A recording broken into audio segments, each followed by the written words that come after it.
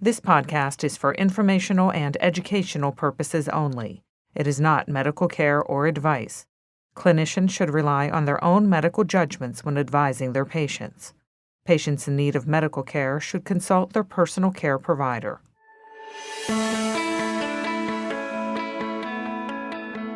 Welcome to That's Pediatrics, where we sit down with physicians, scientists, and experts to discuss the latest discoveries and innovations in pediatric healthcare. Hello, and welcome to That's Pediatrics. I'm Arvind Srinath, Associate Professor of Pediatrics in the Division of Pediatric Gastroenterology, and I'm your co-host. And I'm your co-host, Amanda Pahalik, Assistant Professor in Pediatrics and Immunology. Today we have the pleasure to work with Ellen Mazo, Director of Government Affairs. As Director of Government Affairs at UPMC Children's Hospital of Pittsburgh, Ellen oversees local, state, and federal endeavors for the creation and shaping of policy to benefit the health and well-being of children in western Pennsylvania, eastern Ohio, northern West Virginia, and parts of New York and Maryland. In addition to engaging stakeholders in policy issues and developing advocacy programs, Ellen focuses on securing government funding for the hospital's programs and services. She created, edited, and produced Children's Hospital's former award-winning parenting magazine, Promises, Your Guide to Raising Healthy Kids, a lively 100,000 circulation quarterly with informative health-related stories for parents of children from birth to 18. She is an award-winning government and health journalist who wrote for several newspapers, writer and editor for the Women's Health Book Division of Rodale Incorporated. Ellen was also the lead author of The Immune Advantage. She also has written for Encyclopedia Britannica's annual health publication and several magazines. She's the author of Rodef Shalom Congregation, 150 Years of Jewish Learning in 2007. Ellen also serves on the board of directors of Pittsburgh's Mattress Factory Museum. First of all, we can't tell you how much we appreciate the enormous impact you've had in advocating for children locally, regionally, and nationally. So thank you. Can you tell us, Ellen, about your path to becoming the advocate you are today? Well, thank you so much for your kind words. Our successes are because of collaboration with everyone. And we at Children's Hospital, as well as with the UPMC Government Affairs Department, led by Allison Beam, former acting Secretary of Health for the state of Pennsylvania. So we're very fortunate to have the resources to be able to do this. You're asking me about how I got here. And so as a longtime journalist, I covered everything from politics to healthcare to government. And so as I moved into government affairs at Children's Hospital, on behalf of UPMC Children's Hospital, I welcomed the opportunity to do more than just report the information. What is important is to be able to go to the next level by advocating for our providers, our patients, and their families. And I have an example. That'd be wonderful. Thank you. I have an example. So in the early 2000s, a number of years before we opened our doors here in Lawrenceville, we applied for U.S. Department of Defense funding for diabetes, endocrinology, and metabolism research. And this is funding that enabled Dr. Silva Arslanian as the primary investigator to continue intervention programs to help improve children's weight and morbidities. For me, this was an amazing opportunity to not just learn about the phenomenal research our scientists were involved in, but how this research has an immediate impact on the health of our patients. And that's what we're concerned about. So for example, thinking back, there was an early internet-based weight management awareness program offering our kids and their families online access to weight intervention and prevention techniques. Think of the technological advances we've made since then. We've been enabling our patients to take charge of their health in many advanced ways since then. And we can talk about this later, but about telemedicine is part of this. But to me, it started that. So who are the advocates, right? The providers and the researchers. You all are the advocates, advocating for these children to improve their health. And how? By providing these substantial, wonderful resources that we have to give them.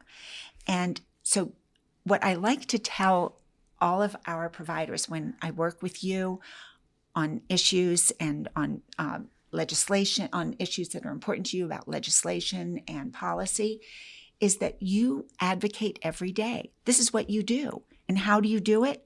You educate your families and your patients, you inform and advise, and you give them the tools they need to improve their lives and their health. And that, to me, is advocacy. You also, it's a give and take. You learn from them. And it is what you do that helps my colleagues and me and all of us at UPMC Government Relations to pursue the legislation and policy issues that are important to you, your patients, and your families. It's just amazing. Thank you for. That's amazing. And thank you so much for making sure to really include so many people in what is really like a huge challenge, and so many people have to be involved in that process. Can you tell us about some of the recent policies that have been put in place that you and the hospital have facilitated, and perhaps some policies that are in the works? Yes, I can. There are a number of areas that we've been working on. I would say that there are programs that over the years we've had a number of programs, such as our Successful Tips program. Let me just say this, I'm about to use a lot of acronyms. That's government, fine. Oh my gosh. That's fine. One acronym after another. Our Successful Tips program, that's the Pennsylvania Telephonic Psychiatric Consultation Service. This gives pediatricians access to our psychiatric specialists for immediate support for their patients. Wow. There's Smart Choices, another acronym. Substance Misuse and Referral to Treatment program is a support program for adolescents whose substance use concern, and their parent, as well as for their parents or other caregivers. And then those programs are really important because they involve our providers really working with our patients and helping them. Then with the department, there's another program that I think has been just phenomenal, and it's with the University of Pittsburgh.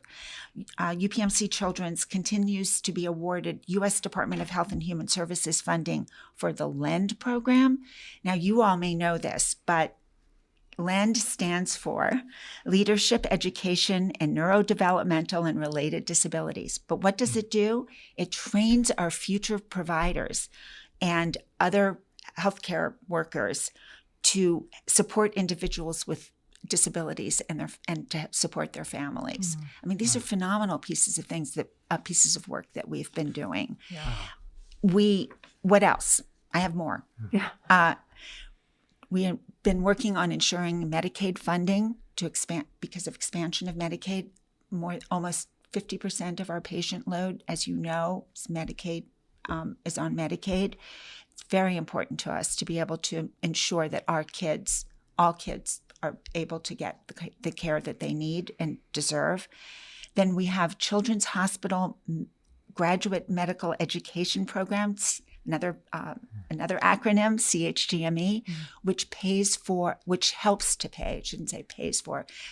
pay for the education of our residents and fellows. And we're continue to advocate with the National Institutes of Health to support the next generation of diverse pediatric researchers. We've been advocating for gun safety. We've been working with Allegheny County for lead screening legislation. The list goes on. Yeah, I mean, I'm struck by the comprehensive role that this, advocacy has to take. There's so many different areas where you need advocacy. And so I guess sort of jumping off of that idea, how do you then engage stakeholders in policy issues and developing these advocacy programs? How do you identify areas where advocacy is needed and then find those stakeholders and engage them and move that process forward?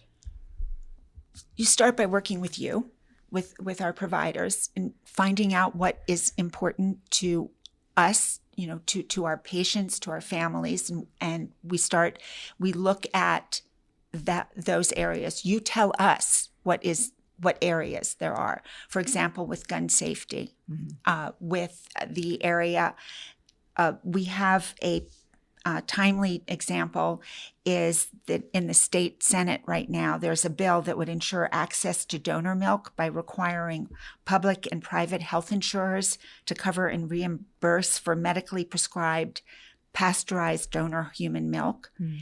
And why is this? How do we know that this is important? Because of you, because of the neonatal physicians who are working with our families and working with moms, and that they know that our medically at-risk infants need to have this access, who don't have access to their own mother's milk, need this care, need this kind of thing, milk. So we work in that respect. I go back to education, that we are continually educating our legislators, our lawmakers.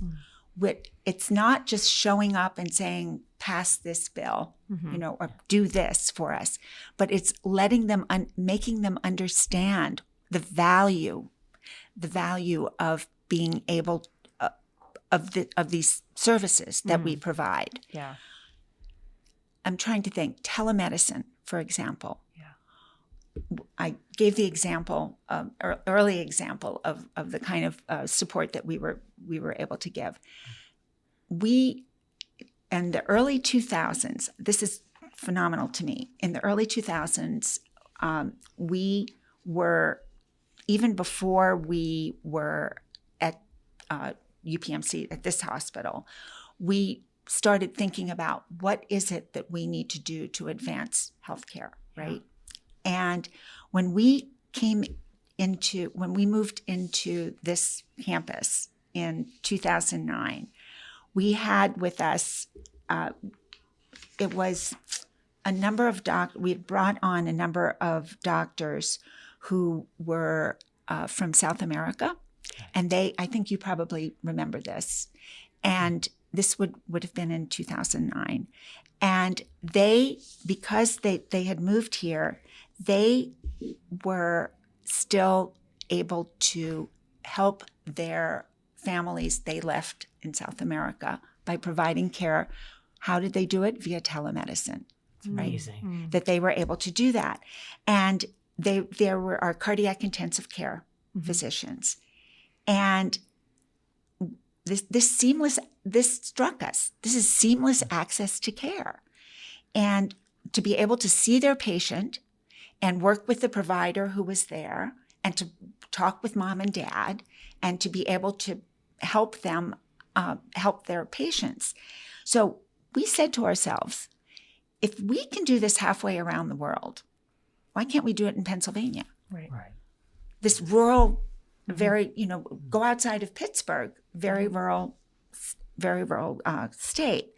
So the thing was, at the time, we found that Pennsylvania's Medicaid program did not include telemedicine, but for just a sliver of services. And so we knew that without the government's imprimatur, that we would not be able to move forward without this support. So the challenges were formidable. Yeah. And what did we do? It was a matter of educating. Okay. We began by educating our lawmakers, our administrators in the Department of Human Services, and our doctors and our patients, because telemedicine was new to a lot of people. Right. And as we conducted more and more telemedicine visits, early on, very early on, we had reimbursement you had to get paid for what you do. Yeah. Reimbursement came largely from grants, and we can thank the UPMC Children's Hospital Foundation for that, who were able to get us grants for that. But the message began resonating. And especially as patient families increasingly embraced this seamless access to care. It was really an interesting process, but it was, to go back to your question, it was engaging, educating, and continually doing that, and providing information and providing the background and information that we could, and the patient stories of patient families being able to tell us how this benefited them. Yeah. So it took us 3.5 years of this kind of education to get the Department of Human Services to expand what it's known as its bulletin, Medicaid bulletin, to include telemedicine. Wow. Oh my goodness. But it was worth it. Yeah. Yes. It was worth it. Because in that time, I'm sorry. Oh, no, go ahead. in that Sorry. time and beyond, throughout UPMC, telemedicine, as you know, has grown exponentially. And this is the thing that's so interesting to me, that especially in the 2.5 years of these past 2.5 years of the pandemic, and when patients and now we've had even more patients and families coming to understand what it means to have seamless access to care. Yeah. And that is via telemedicine visits. So what happened was, when the pandemic hit, I don't know about other health providers, but we at UPMC Children's Hospital and at UPMC, we were prepared because we had been working on this for a long time, and we were able to be able to help our patients immediately with this. Hundreds and hundreds and hundreds of patients. And one area that really stood out was in behavioral health. So thank you for that incredibly, that was a wonderful, wonderful example. And I really appreciate you taking us through the details of that example, because I think it really highlights exactly sort of how you go from identifying a problem, engaging stakeholders, but then also, most importantly, how it can really have far-reaching effects that you don't necessarily even realize at the time that you pick this particular topic to advocate for. And absolutely, as you were talking about that, I thought, oh my gosh, where would we have been during COVID if you had not done all of that work in advance? Well, you all did the work. I didn't do the work. You did the work. So you clearly are identifying needs, and you're really, and you and your incredible team are amazing experts at advocating and securing means to help people address their needs. Can you, so my question is a little bit even more granular. So who do you go to, and what resources do you have to identify those needs? And my second part to that question is, what if I'm a pediatrician in the community, and I have a need that I think should be addressed? How can I connect with your team, or how can I reach out, or how can I make myself visible for that? That's excellent question, because that is something that we work to make sure that everybody throughout UPMC Children's and throughout the system know that we're here to do that. As time has gone on, more and more of providers have learned that we're here to be able to reach out. We learned from you. You've come to us with examples of legislation that should or should not go through, should not be passed, should be passed. And so what we've done is worked with you. You've been able to come to us. I think that is probably the most effective way of doing this. Many of you have your own specialty, organizations like in your field, right? And many of those groups do a lot of advocacy and go to Harrisburg and go to DC to advocate for and against pieces of legislation. And that's fine. That to be able to do that, I think what would help us, what helps all of us, is if we also know that you're doing this, so that we can help advise and help provide even more information. By learning from you, we then, as the messengers, go to the lawmakers and give them background and help them, so that when you go there, when you go to speak to people, it's not just walking in cold, but they have an understanding of the kind of work that you do. That is really important. I have found that very important, to always update them on the work that we're doing at UPMC Children's. So do you have regular meetings, for example, with like organizational leaders here within Children's, or with the community physicians to identify additional needs, or is it more that they contact you? It's both. Got it. It's give and take, and I think that's even more important. This gives me an opportunity to tell you too that UPMC Children's Government Affairs has really been working to make sure that everybody becomes an advocate. In your way. We have not everyone is, for example, has a Twitter account. I'm not sure. Okay, I know you're laughing about that, but I recommend that you do for this very reason. We have an account called UPMC Policy Matters. It's at UPMC Policy, one word, and that account provides regular updated information on patient and community advocacy. Excellent. And UPMC Children's Hospital, we have an account at Children's PGH, at Children's Pittsburgh, again, provides this kind of information. It keeps you informed. It keeps you updated on the work that's being done within the system, within the hospital, as well as in the community. It provides updated information and news, and it can be very helpful as you think about wanting to become more involved. I often learn more from you and thinking like, oh my gosh, why didn't I know about that bill? Why didn't I know about what was going on? Why didn't I know that a gun safety bill was coming up? Or why didn't I know that there's a tweak to the telemedicine legislation? It's because of you that you're able to tell us and able to inform us. So it's the give and take that is so very important. Fantastic. So that was at UPMC Policy?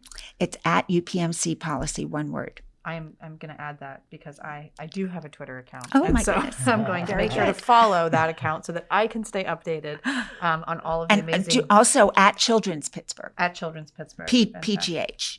That's super helpful. Yeah, that's likewise too. Yes, I learn a lot from this. We have a really excellent social media team that really keeps this up to date. Fantastic. For us. This has been really informative. Yeah. I have one thing to say. Fantastic. I have one thing. The best, most effective way to get involved for any of you, all of you, is to register to vote. Yes. Yeah. Encourage everyone you know to register to vote. And then what do? You vote. Yes. You have a voice when you vote, and voting is the highest form of advocacy. I agree. Thank you for that. Thank you for that final closing. That's so important. Thank you. Well, Ellen, it has been a huge pleasure and opportunity to speak to you, and the wealth of information and the wealth of advocacy and just the true service you provided to children is just so appreciated. And we appreciate these tangible means to get our audience members to reach out to you, to identify issues for you and your expert team to work towards. And what you've done is just truly incredible. Thank you. Thank you. Thank you. Thank you. You can find other episodes of That's Pediatrics on Apple Podcasts, Google Podcasts, Spotify, and YouTube. For more information about this podcast or our guests, please visit chp.edu/that'spediatrics. If you've enjoyed this episode, please be sure to rate, review, and subscribe to keep up with our new content. You can also email us at podcast.upmc@gmail.com with any feedback or ideas for topics you'd like our experts to cover on future episodes. Thank you again for listening to That's Pediatrics. Tune in next time.